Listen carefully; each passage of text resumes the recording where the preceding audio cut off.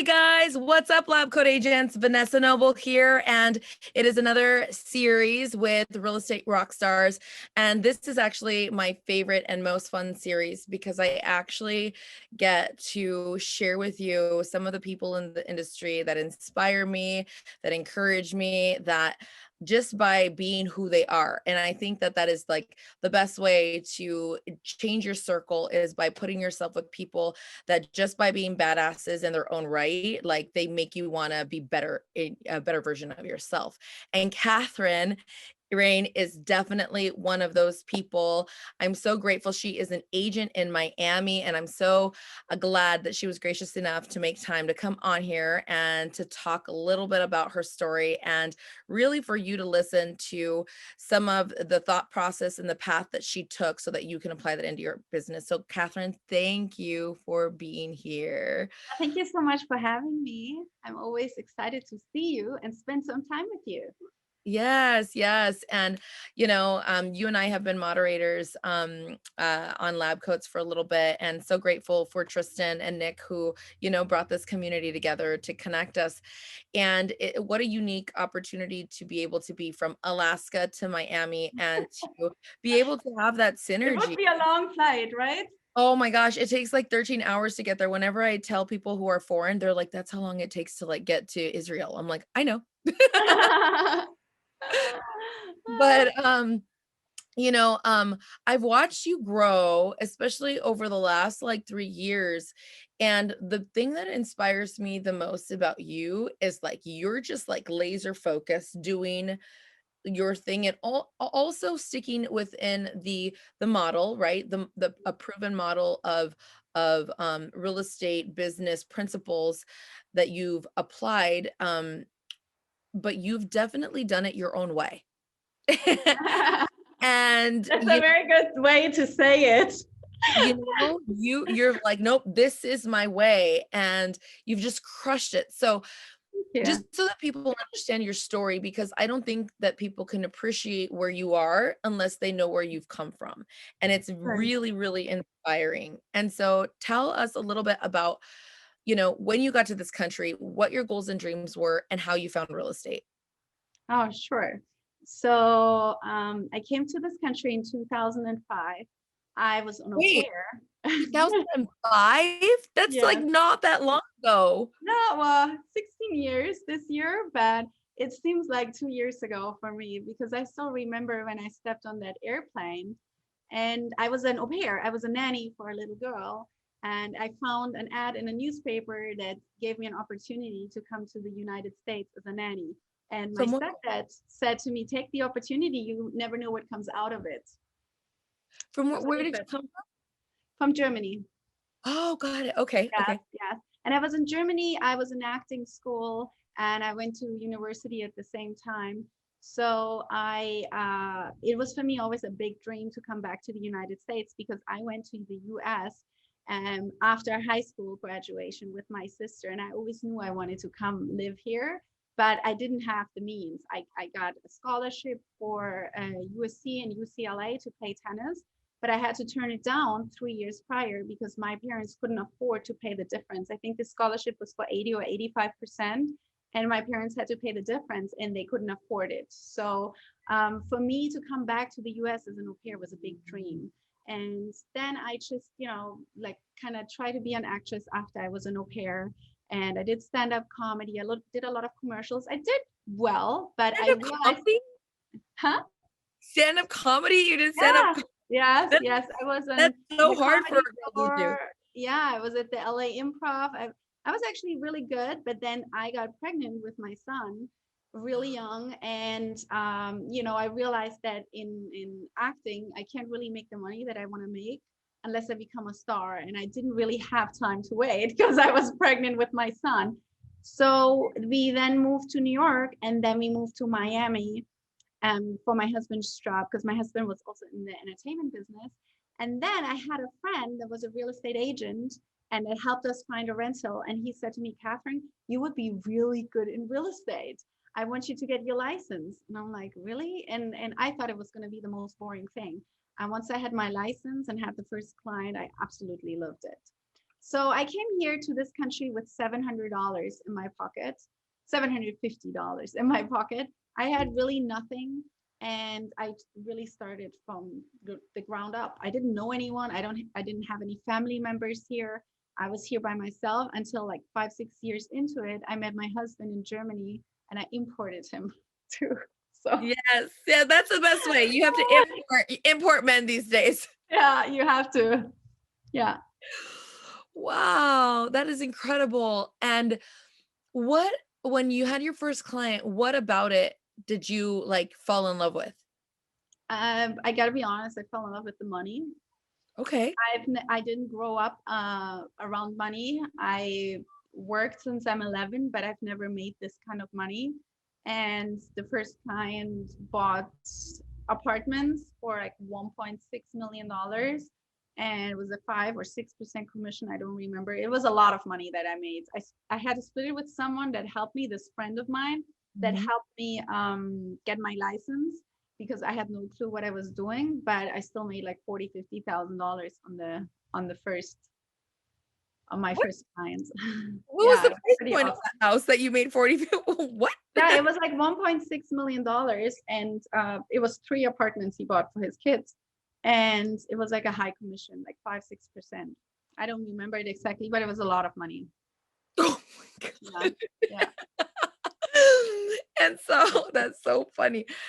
And so now forgive me for my ignorance about the Miami market because I think Florida and I don't think the price point is very high except in luxury markets, right? So talk to me a little bit about so he bought 3 apartments. How did you find that lead? Was it a lead that was given to you? What was No, I found it just by talking to people. I went to a model party, I talked to people, and everybody on the party was a model. And I just had gotten my license. So I was like, okay, let me say something else besides being, an actress model. I'm a real estate agent, and it worked. you found a way to stand out? Correct. And I have to say something here, very important. I was always, since I remember, since I'm little, I was always a little bit different than the rest. Always a little bit crazier. Always a little bit. People always thought there's something a little bit off with me, right? And on this party, because my husband always gets very embarrassed when I just talk to strangers, maybe in the elevator, in the gas station. I Especially talk to Germans, everyone. because Germans are very conservative. Like you have Correct. to behave. Yes, and my husband gets embarrassed. So he went outside because I was dancing on the dance floor and he thought I was like dancing ridiculously. And the lady that had a model agency that I actually was with, she probably didn't know that I was with that agency. She said to my husband, "You got to get a hold of your wife. She needs to learn how to dance." I'm like, "What?"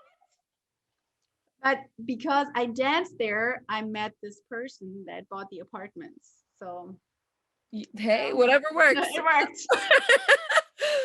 Oh my gosh. Okay, so then talk to me about, because you're a Keller Williams agent. Mhm. Talk to me about, how you got to were you always with Keller Williams or Yes. was okay. I And was then always with Keller Williams since I started.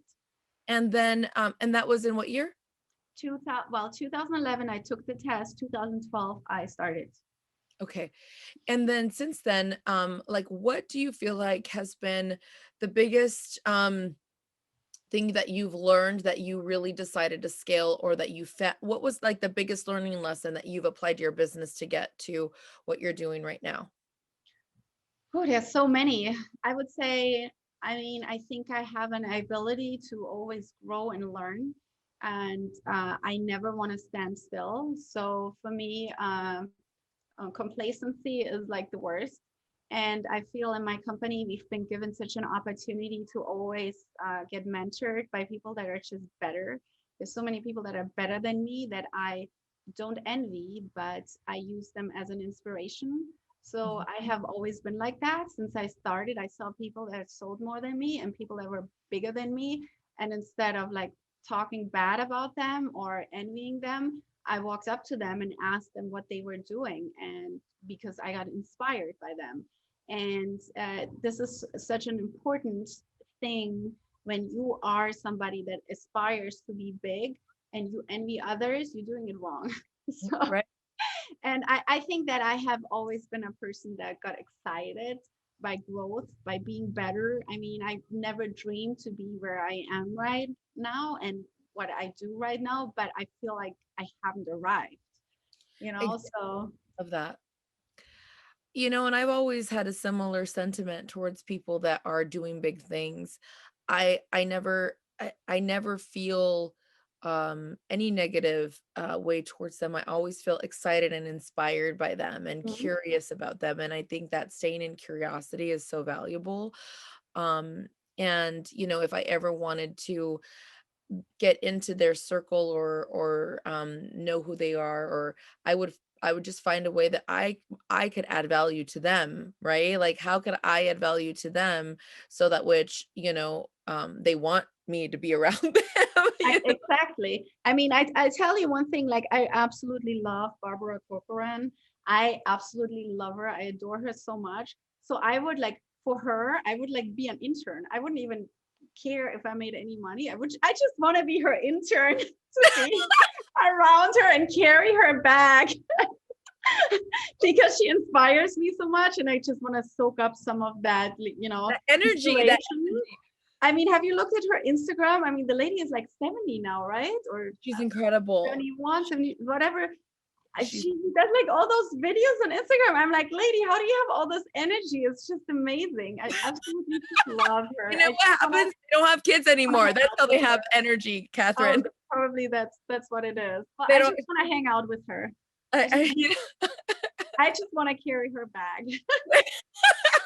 what's so funny is that that's how I felt with Elena, like when I got to know them and just seeing like the level, the mindset that they operate on, the frequency and like their humility and generosity to help people, even though they could be someone that's like above anyone else, and you're just like, can I just hang around you and follow your bag? What do you want for lunch? No, Yeah, exactly. um no, I love that. I love that. And that humility in your heart, I think is really, really valuable because now tell me, because the one thing that I've noticed about you that probably is hard for most agents is your level of focus. Now, were you always that focused, or um do you feel like you've developed certain skills that has helped you become more intentional, focused, determined? Help me understand that path. I think that I was always focused in my life because I was an athlete. So I grew up playing tennis, cross country, skiing, running. So I was an athlete growing up, and I think I played 6 instruments. So I'm Wow. very, yeah, I'm a very disciplined person. Just growing up, my mom was very strict with me. However, had to get even more focused after I had mono, when I was like 18, 19, 20, in that age range. And I twisted my ACL and meniscus. So I had to be more focused because I only had limited energy left. So everybody that had mono in their life, and I had a really severe case, I never got my full energy back. So if I had 100% before, I have now, I don't know, not even half. And I have to function on that. So I know I need to get stuff done. I need to get it done. I need to get it now because I know I'm going to crash. And I think this is really an advantage for me because I get stuff done in half the time than others. And I think it is nothing but positive for me because I know I get stuff done faster. Yeah, and so I saw your post recently about becoming a millionaire agent and hitting that Mhm. goal for yourself. Mhm. So talk to me about what that meant, what systems you had in place, what journey you took, like where you figured out maybe your groove of what you leaned into to get to your goals. And when you say the millionaire agent, what do you mean by that? So you're with Keller Williams, you're a millionaire real estate agent if you make within a period of 12 months $1 million or more. So I made over $1.3 million in the last 12 months with my sales. So I reached that finally. So I was really excited. And I Your think that, GCI, huh? your GCI was Yes, 1.3. my GCI. And I think that the last year I've just been even more focused. So because Corona hit, and whenever something happens in my life, I get more and more focused. It was a little bit stressful in the beginning, but I got actually more efficient. Like I tightened up all my systems and I made sure to only work with people that were very qualified and motivated. So everybody that I worked with was somebody that needed to sell or needed to buy, not somebody that was just looking. So the just lookers, I didn't, take them on as clients. And I did all my consultations online, which cut my time. So if I had to before drive to somebody's house for an hour, sit there for an hour and drive an hour back, cost me 3 hours. Now I did it half an hour over Zoom. So that made me extremely efficient. And sorry, what was part of this question? No, yeah, like how, like what you got, like what you achieved, and then how you got there. So you're explaining the efficiency Oh, in your mhm. systems. And I also hired a showing agent. So I fired my assistant. And You let go of your assistant? I didn't have an assistant the last year and I've sold more than ever. So I just heavily relied more on my virtual assistant. She took on some additional tasks. And I hired, well, not hired, but I have a showing agent that I pay. She can still do her own business. So she was then showing all my listings, which freed up a lot of my time because in Florida, you are as a listing agent, especially in Miami, you are expected to show up for your listings, especially when it's luxury. So she was the one that opened up all the doors, which freed a lot of my time. And I just trained my VA a little bit more to catch. I have a lot of things that I don't can do or don't have time to do, and I just throw it at her and she has to learn how to catch. Yeah. And I love that that. really I helped. love that. I love that you're like, learn how to catch. That means Yeah, figure it out and get it done. figure it out. And if she asks questions that can be Googled, I'm like, Google is your best friend. So and now anybody that She works for oversees, me, she oversees, she's overseas. yeah. Hmm. Anybody that works for me needs to learn how to catch because I can't deal with people that can't catch. Yes, I love that you say that because it's like sometimes as realtors we get a bad rap for like Mhm. dumping Yeah. on our staff, but you know, it was kind of funny. I was at church yesterday that our pastor said that we've like diminished the value of what's called administration, and Mhm. that the word administration means to add more to the mission. Mhm. And so it was just really cool in to your point of saying, like that they need to be able to catch and to learn how to play your version of baseball. Correct. No, absolutely. She's really great. I mean, she's doing all my marketing. She's doing a lot more right now than just the marketing, but I trust her. I know she's good, and we just work very well together. I mean, she's been with me for over 2 years. I didn't really talk to her ever. It's all just WhatsApp. She's Wow. really And so she's been with you for 2 years though. So, yeah. and Mhm. are you doing, so what does your organization business look like? Do you have a transaction coordinator? I have a transaction coordinator. She's not in the office though, that she's a third party company. But I consider her part of my team. And then I have the virtual assistant and the showing agent. So Wow. that's basically it. But I'm exploring right now maybe to add a director of operations, which is right now somebody that's a lead teacher in a school that runs like the entire grade. So I'm trying to convince her to join my organization. And I would also like to add a buyer's agent eventually because it's just a lot to handle all alone. Yeah, you get to one benchmark and then it's like to get to the next, and to scale and leverage, you do have to decide to shift a little bit. Absolutely. And you've really worked hard at getting to your goal, and now it's time Yeah. to get to the next one. Yep, That is absolutely.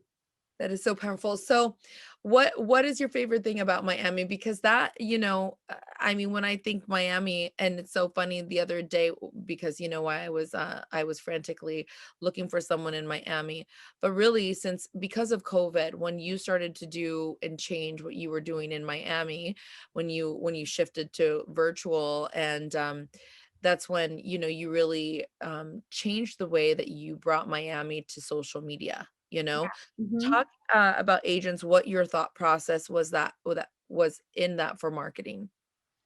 Yeah, so when the pandemic hit, we weren't able to leave the house or show the houses conventionally. So I just went to all my vacant listings because I can go to those, right? There's nobody there. I can't, there's nobody I can touch or nobody that can get sick. So I went to those houses, just did video after video. And because I just wanted to occupy myself. I have to admit, it was a little bit of selfish reasons too. I just didn't want to be the agent You're like, get sits me on the out of couch and doesn't do anything. So I just did some crazy videos and snorkeling masks and all the kind of stuff. Some people thought it was not funny, but I mean, out of every sad situation, you need to bring some humor. Otherwise, you're just gonna cry all day long. And so I did just a bunch of videos, and I just did them more like to entertain people, to show people, hey, there's still business happening. And really, like, people appreciated me doing those videos and updating them on the market, because they said everybody else was pulling their marketing and trying to cut back, and I was actually the one that was giving people value. Then we did Easter egg baskets for people that we drove to their houses, because I was like, the children don't have an Easter egg hunt this year. Oh my God, I didn't even know you did that. I did the same Yeah. thing with all the military families. We like dropped eggs on their doorstep. Yeah, that's what we did too. I thought it was like so important to do that. And people really appreciated that. And then the unexpected happened. Like, people were like tuning into my open houses. I did like those virtual open houses, and I had like 5,000 views on some of them. And people are like, really, like, it really hit off. And yeah, it was a great time. And then Gary Keller featured me, and then I got like interviewed on all those things about my virtual open houses. I'm like, I have been doing those before already. It's just I've been doing them at a higher level now. But yeah, I But was there's able to something teach to a be lot of said. agents. Yeah, there's something to be said about momentum. Mhm. You took a lull, right? That other people were in a lull, and Mhm. you took that opportunity to create momentum for yourself, Correct. right? Yeah. Like, and Mhm. and yeah, and then it's like once you're on that stride, that's the time where you don't stop. Correct. Like, Yeah, absolutely. Because I was like, oh, what am I good at? Good at? I'm good at video. So let's just do a bunch of videos, and I just blew them out there in the internet, and it worked. and so what would you say to people that maybe feel like, because a lot of times people are intimidated by video, or they're like intimidated about being embarrassed, or that they're going to say something wrong, or what would you say, what has helped you become good at video? Well, I was an actress, so it was a lot easier for me. I mean, gotta put it out there. It was like, it's really hard now to put like 10 years, 20 years of acting. I started when I was 15, into like one like little piece of advice. But the one thing that I can say, that because I've coached some other agents that have never done video, into like doing really nice videos, it's just, people want to see somebody that's human. They don't want to see a performance. They don't want to see an Academy Award winning video. So if you keep that in mind, then it gets a lot easier. They want to see you. They want to see your personality.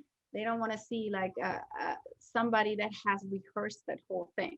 So just be natural, make mistakes, and laugh about them, because people love those videos. Actually, I get more views on my like impromptu videos than on the ones that are professionally recorded, because they're like, oh, okay, this is like a high gloss brochure. They don't want that, because then they can go on the YouTube channel of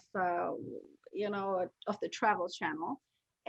But if you're like a real person that says, hey, now we're gonna go in the bathroom, oh sorry, the bedroom, they make a mistake, they like that. They like authenticity. So just be real, be normal, like laugh about yourself. Don't take yourself too serious. Like, make it a little bit of fun, because people want to be entertained. They don't just want to see something boring. And I think if you go by that, you're gonna be right. It's really not that hard. You know what's funny? I love that you say that because so I did virtual tours a lot in Alaska, as you can imagine, helping military move to Alaska. It's been Yes. something that we've done for a long time because people can't go to Alaska, right?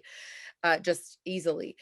And so, but I would always get the feedback whenever I would send my clients their video of their home. Oh my God, you had us laughing. You're so funny. I didn't mean to be funny. Right? Like I never meant to be funny, but I think when you just let yourself give your honest opinion about what you're showing anyone, I think that that shines through. And I love that you said that, because so many people feel, and even myself, even today when I'm putting together videos, like I have a bunch of raw footage that I've taken and I haven't put out my content because I'm like criticizing it or like I want to cut Uh, it. well, you know what is so important to also keep in mind, that perfection is overrated. Like so many people, like they wait until they're ready and they study and read books and take classes, and they never put anything out there. So rather put something out there than nothing. I mean, Yes. you can even be honest. You can say, hey, this is my first video that I'm recording. I'm a little bit nervous. I hope you all like it. If you have any feedback or suggestions, let me know. I hope I'm not going to fall. So let's do this. Something like Catherine, that. this should And be a class that you host. You I have have a class. I have a video class that I no teach. way. Yeah. So where do you do your video class? How can people get involved with I you? do it on Zoom. I announced it before in LabCoat. I did one that I can do another one. It was actually pretty good last time. How many people joined? Like I had like 60 people. Mhm. And I also taught it around the country at Keller Williams offices. I had sometimes like 400 or 500 people join. It was pretty cool. Wow. Yeah. Yeah, we'll have to push your video class. That would be Yeah. amazing. That would Yeah, be it teaches you everything like on how to behave, how to be in a good mood, how to have better energy, how to, how to do the basics. yeah, yeah. Yeah. That's awesome. Things that you normally don't learn when you take a real estate video class, because I used to be an actress, so I know how to prepare the voice, how to prepare the body, how to prepare the mind. So it's like my past combined with my present. Yes, I love that, and I used a similar philosophy with, my analytics and the investments and the real estate that I had in my past life, right? But I Mhm. love that you just said that because bringing your theatrical skills to that, and not just because you're trying to be polished or in a performance, but like you said, the voice, the body, the mind.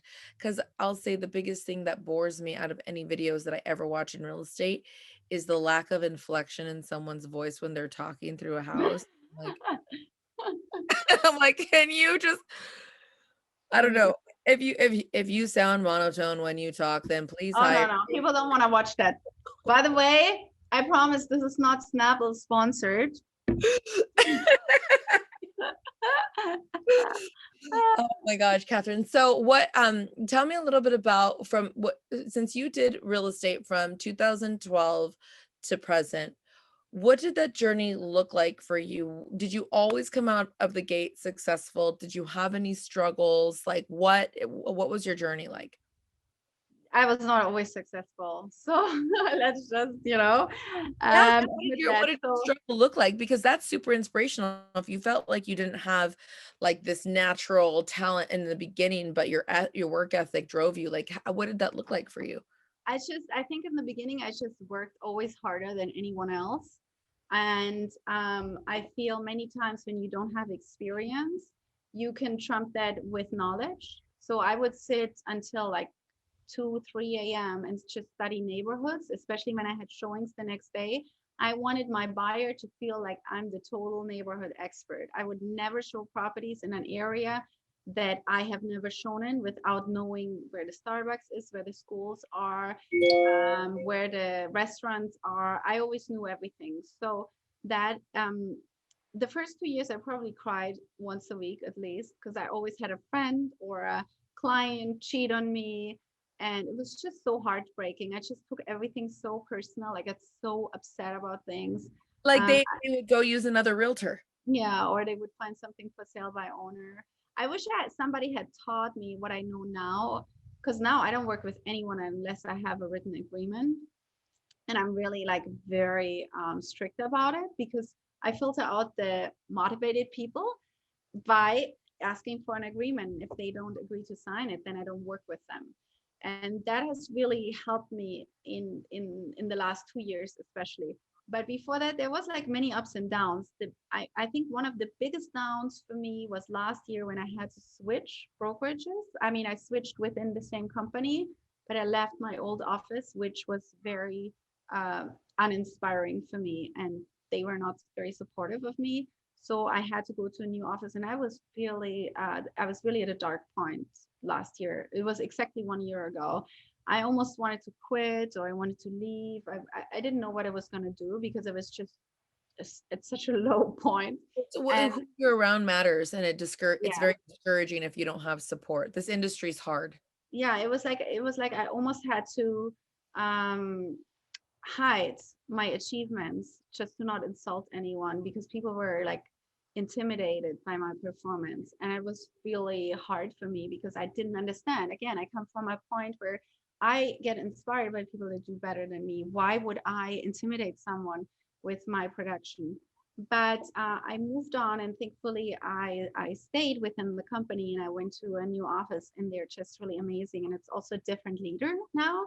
And I just see the absolute difference in, who you have as a leader matters.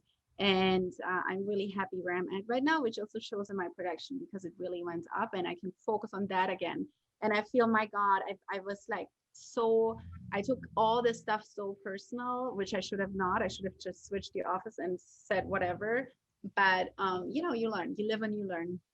Yeah, and I think that that's the opportunity for personal growth, because the more that whenever something is bothering me, I always go back and I always interrogate myself of like, what am I not secure about within myself that I can allow someone's opinion of me to shift the way that I feel, right? Yeah. Because at the end of the day, someone's opinion of you is completely irrelevant to who Yes, you are. absolutely. But we take it so personal so many times. Yeah, yeah. So I'm like, okay, what do I have? What area do I have to grow? Because clearly, if someone's opinion is bothering me, then I have to just like fill myself up in some way. You But know, others' opinion is more or less a reflection of themselves, because, absolutely. if they have a problem, like, whenever I have a client that's very difficult, it's mostly because they have issues with themselves. Mm-hmm. Right, right, right. And that's one thing that when growing in my first years with Keller Williams, that was very life-changing for me in my trajectory. I'm super grateful because I think without Keller Williams in the early parts of my career, I would not have had the personal development exploration that I had the opportunity to be exposed to. Mhm. I do you have a coach? I had a coach since the very beginning. Do you have a coach? I'm in Gary Keller's mastermind, so I would say Gary Keller right now is my coach. Awesome. Did you ever have a coach at all through this whole Yeah, time? I did. Yeah, I did. I'm right now exploring a few new ones. So, Yeah, yeah, that's mhm. awesome. For Yeah. the next level of growth, I'm sure. And so, besides video and kind of making yourself stand out. So these are the things that I've heard, in your story, finding the opportunity to create momentum. What do you feel like has been part of your recipe for success, either in lead generation, or what do you feel like has been like where you lean the most on? Relationship building. I'm very strong in building relationships and nurturing them. So the people that I'm connected with are not just clients, they're also other agents. I'm friends with so many agents. I'm masterminding with them, helping them. Over the last year, there was a lot of people that were down that I helped navigate through those difficult times. And then also people that are outside of my industry. I have a whole like leather book that I put the business cards in that I look through every morning, and I'm always wondering what value can I add to that business, and I send them referrals first. So I'm a giver, so I give a lot to other people without expecting anything in return, and I think this has really helped me grow my business. I just care about people, and people know that. My clients know that. They call me for everything. They call me for painters. They call me for doctor recommendation. They call me for, the other day, a lady called me asking who I know that can do her facelift. Yes. She asked You me, know, but I'm so glad to know that like people, gosh, one time I never forget, somebody asked me if I knew a Chinese tutor like in the middle of some other state I don't live in. And I'm like, why do people think I know yeah, everybody? but you're just their trusted advisor, and they know my service doesn't end at the closing table, and that I'm really proud of. So I'm huge in relationship building. It's not just the one paycheck and then I move on. And I say that also in my consultation. I always tell people, look, I sold last year almost 80 homes. I sell a lot. So if I sell one more or less, I really don't care. So you can be sure when you work with me, I don't just care about the paycheck. I care about our relationship. So I will not let you buy anything that I don't think is a good investment. So Yeah. people really appreciate that when you say that. And then I think another great recipe was that I was a good example. I own myself 9 properties now. Hopefully this year I'm going to buy a few more. So people see that I actively buy and sell real estate, that I do it at a very high level. And when they see me talk about my investments, they just want to learn how to do that too. So I have now a lot of people that bought a house with me that want to get into investing into their first investment property. And people just love seeing that, and they're always impressed by my knowledge of numbers and investing and construction and that kind of stuff. So that has been also instrumental to my success because people know that I know my stuff. Yeah, so you're not just like a salesperson and you're not just a door opener, but you really are able to be like a guide, an advisor, and Yeah, someone that is able to give them a knowledge set and advice that if you didn't know your stuff, you can't give people advice. You could only give them your opinion. correct. Absolutely. Now I tell them I'm not a salesperson, I'm a consultant. Yeah. And they really love that. So Yeah, absolutely. And so I love that you said that you have actually a book of business cards. Do you really like physical business cards? You look at yeah, that I'm day? really old school. I look at them and I'm like, oh, okay. I like to, the different materials, and I just like that. It tells a lot about the person. And so how did you build that? Like what did you do?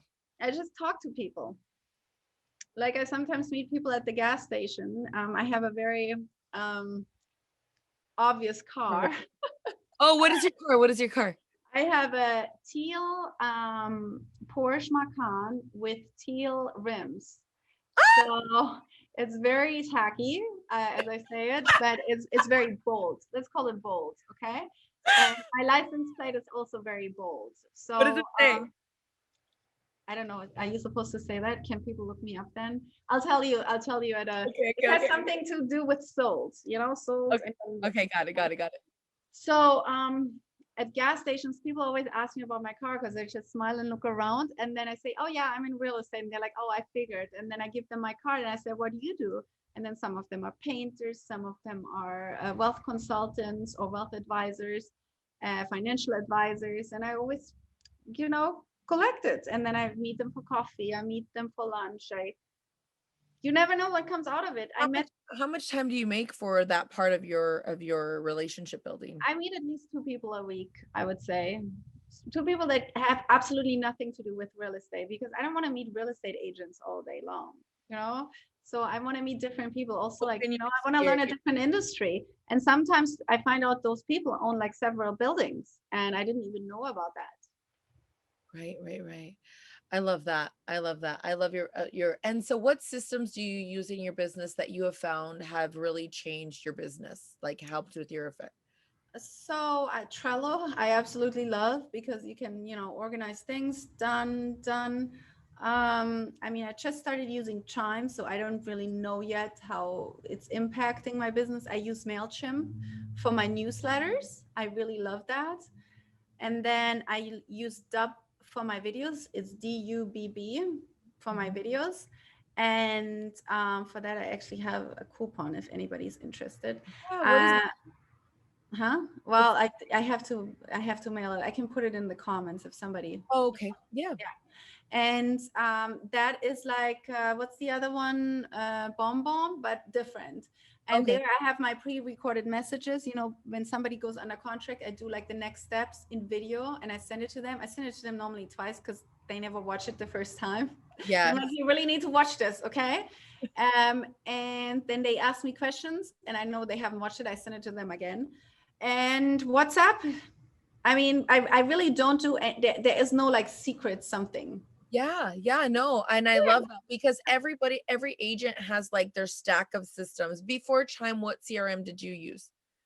I use the command with Okay. Keller Williams, and I'd love to go back eventually.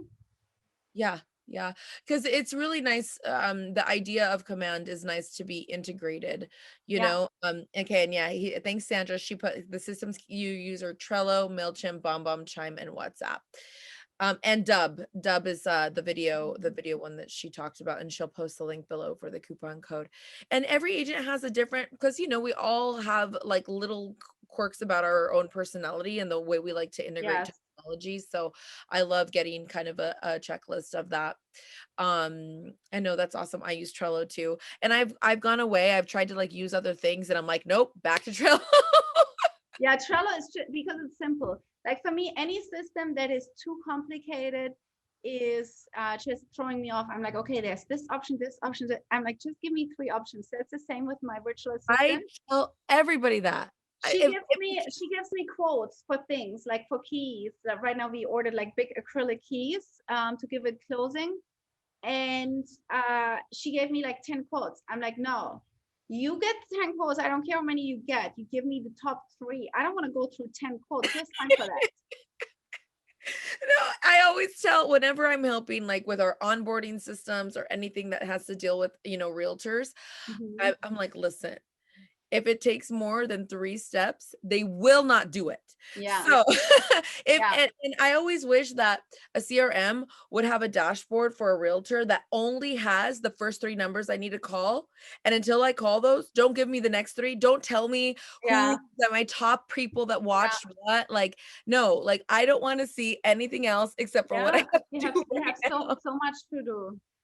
You have Yeah. so much to do. We're so busy. It's and then also stuff like, you have to train them, because when they are in the Philippines they have like different priorities. For example, everybody that buys with me a house gets a photo book, or that sells their house, they get a photo book after closing of the house, right, as a memory, and they always cry. It always works. It's always awesome. Really? Okay, And so that's your listing gift. Oh my gosh, I'm so glad I just got this out of yeah, you. it's really cool. It always works, and it's like $20.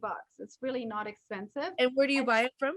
a CVS or Walgreens. So she orders it, and then she ordered 3, but she told me they were ready, but only one was ready, and I had to go there twice. And I said to her, Elvie, my hourly rate is such and such. If I have to go there twice, you just wasted da amount. And she's like, oh, okay. So I'm like, please make sure that everything is smooth. I go there once to pick up 3 books. Remember, my time is golden. And she's like, okay, I got it. So you got to train them also not to waste your time with stuff. And that's phenomenal. So I don't think I've ever heard anyone say that they give like a book of the listing photos. Yeah, people love it. People love Yeah, it. It's so simple. Everybody always cries. Everybody, even the guys. really. That's amazing. And so is it just your listing photos or do you put anything specific? No, just the listing photos. And then sometimes I put like my card in the end. I glue it in so they remember, this was from me. But I don't make it like branded or anything, because I want them to really leave it in their living room. I have people that I sold like 10 houses off, and they have like all their books in their bookshelf. I'm like, oh, that's so nice. Wow. Yeah. Oh my Yeah, God. because they just sold a big piece of their memory, and they want to, I have the pictures anyways. I spent a lot of money on my pictures. So why not use them again? Oh my gosh, that's amazing. I love that idea. Wow, Mhm. you're so thoughtful, Kathrin. And I know we're up at the top of the hour almost. So before we say goodbye, is there anything that you would like to say from your heart that maybe would inspire? We have a new agent that said she's so grateful to have this information and that these methods are going to help her a ton. Anything else that you would like to drop a nugget of wisdom that you could impart? Are there any questions? Is there any questions in the chat? I don't know if Sandra, if you're watching the live, if you can post those questions, if there's any. Yeah, if there's any questions. Um, I'm trying to think if there was anything that I didn't cover. I just always try to inspire others. And if you are getting to a level where you're doing better, there will be a lot of haters. I can tell you that, because the more successful you become, the more people are jealous of you. And sometimes you just have to learn to ignore those people. Um, I had a listing appointment a few days ago, and the seller told me that she interviewed 3 other agents, and two of them rolled their eyes when she mentioned my name, and I was like almost insulted because I'm like, I thought, I would never do that at a listing appointment, but and she said to me, no, no, no, I really like that because it shows me that you're successful. And I'm like, oh, that's a good way to see that. But I was like, it's still haunting me. I'm like, who would do something like that? So I realize something about jealousy. Okay. The only thing Mhm. that jealousy means is the way that I have compassion for people that treat me that way. It's just so for you to put this in your heart is that they are in a lack mindset that they believe that the Yes. world doesn't have enough for both of you. Yeah. Right. So they have a limitation that they believe that if you're successful, that means that hurts them, Right. so it's like they're not in an abundance mindset. And so whenever people are jealous, I like have that compassion for them because Yes. I'm sorry that you're stuck in that Yeah. perspective. Yeah. And Absolutely. you're reaping all the blessings, babe, for being never being jealous, never, always looking at the Well, sometimes we all have those moments where we see someone and like, wow, how did she do that? And then we get like all crazy. Don't have a comparative mindset. You cannot compare yourself to others. That's very harmful. And then the other thing that I want to say, like when, we talked in the beginning about being different. And this is something I ask myself every single day. Like, how can I be different from everyone else? Why does a seller, if you're the seller, why would you want to work with me if there's 10,000 other agents and everybody's the same? Why would you want to work with me if I'm just like the other 10,000 agents? So what makes me different? So I know what makes me different, but what makes you different? And it might be something that you don't like about yourself, like that you're funny, or that you're quirky, or that you have a funny laugh, but use that for your uniqueness and use that to your advantage, because people like people that are different. Yes.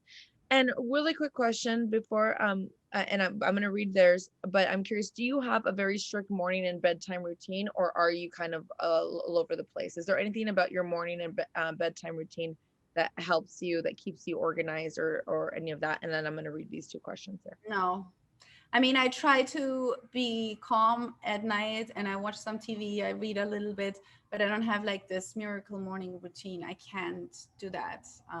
And I don't get up at 5 a.m. and I'm still, I'm still doing something right. Um, Well, I'm glad you it I still works was if it's life still works if you get up at 8 or 9. You're not gonna be like, somebody put out this thing that you need to get up at 5 a.m. and if you don't, you're not successful. And I just want to say that this is not true. I mean, it might be true for them, but there is so many different ways of achieving success. Somebody told me when I started that I have to pick up the phone and make cold calls, and I never did it, and I still like, doing pretty good. So I don't think there's one way to success. If you're an introverted person that doesn't like to talk to people in elevators and at gas stations, yeah, then you have to make those phone calls and they might work for you. But I have this talent of being a relationship person, and I'm a likable person and people like to talk to me. So I do that. Everything works different for everyone else. So I love that. So he said, Pablo said, what do you tell your clients that may have to pay overprice in order to get the property when it really may be going over market value? I personally, So, yeah. yeah, so this is what I say to them. So let's say the property is listed at 500,000, they have to pay 520 for it. I tell them, look, right now, I think the property is worth 520, but the appraisers right now are a little bit behind because they're going on the past sales of the past 6 months, and the market was very different 6 months ago. So it might not appraise to those 520, but I can tell you that it is probably worth 520, just not in the eyes of an appraiser because they are a little bit behind the real estate agents that sit at the source of the market. But let me ask you this. If you knew that this property was in an appraiser's eye worth 550 in a year from now or in 2 years from now, would you mind paying now 520 knowing that you will be in a house for sure, you will have your dream home, and that it will be 550 in 1 or 2 years? And most of them say yes. And I don't know how it is in other states, but in Miami right now the properties go up 1% per month. So it's going to be like in 4 months worth 520. So most Right, right, people right. most people just want to get into a house. I love that you project the future appreciation. That's great. Absolutely. And then also you cannot go by the past sales, because people are like, oh yeah, but this house sold for 500 2 months ago. 2 months ago was a different market, and this house already sold. So what's the point? You need to look Nothing to do with the day. in an upwards going market. You don't look at the past sales, you look on what's on the market. So if every house would sell for what the last house sold for, prices would never have gone up since the 70s, right? Well, and people, I love when they say like, well, the seller paid this not that long ago. I'm like, that doesn't matter. It doesn't matter. Last question is, how much of your business, so how much of your business, and we have to wrap up here, but how much of your business do you think comes from video and social media content? Sorry that we were at the top of the hour. I would say 25%. Quite a lot also from other agents that see me in webinars or on panels, and then they send me referrals. So yes, quite a lot. Awesome. If anybody has questions, please reach out on social media. I'm Beautiful Miami team, and you can find me on Facebook, Kathrin Rein PA, or Kathrin Rein, my personal page. And then if there's any more questions, we'll go ahead and answer them. 100%. I'm so grateful, Kathrin. Thank you so much for your time. I look forward to seeing you in Miami, and I will really message you when because I'm gonna go travel a little bit and then I'll be headed that way. Perfect. So. Awesome. Thank you all so much for tuning in. You make it a beautiful day. Okay. Yes. Bless everybody. Have a great day, guys.